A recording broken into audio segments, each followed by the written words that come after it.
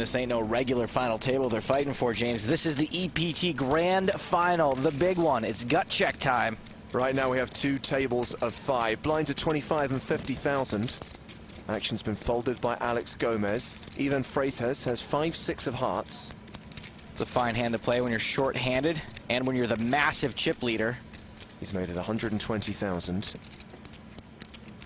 Jack 3 for Juan Maceras. That goes in the muck. Andrew Lee's on the button.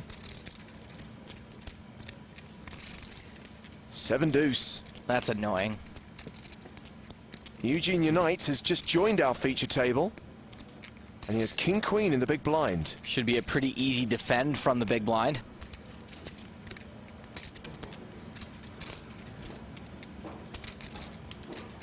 He makes the call. And we go heads up to the flop. King 5-3. Eugene's flop top pair. Freitez has also caught a piece, which I assume should be more than enough for him to continue here.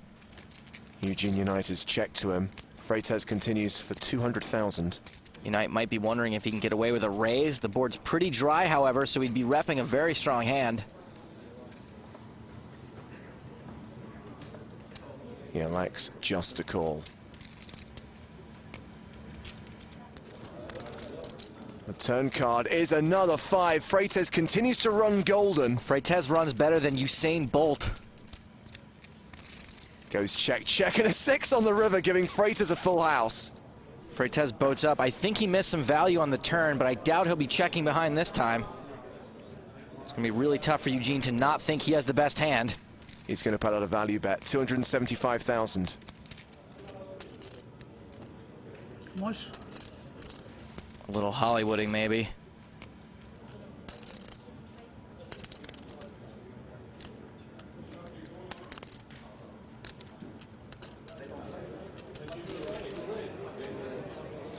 Okay, raise. Raise coming. I'm sorry, call. What? Call. You said raise. You announced raise. No, speak English. You announced raise. No speak English. No way he meant to just call with a full house. That was not a mistake. Thomas Krems has been called to the table. I believe we're looking at an angle shoot here. Freitez knows the rule is that his raise must stand. Wow, you see that? And I think he's trying to make it look like he didn't want to raise, so he'll get a call out of Eugene. Yeah, I think this is exactly the same situation that we had already in this tournament, when you did exactly the same move and you had the nuts.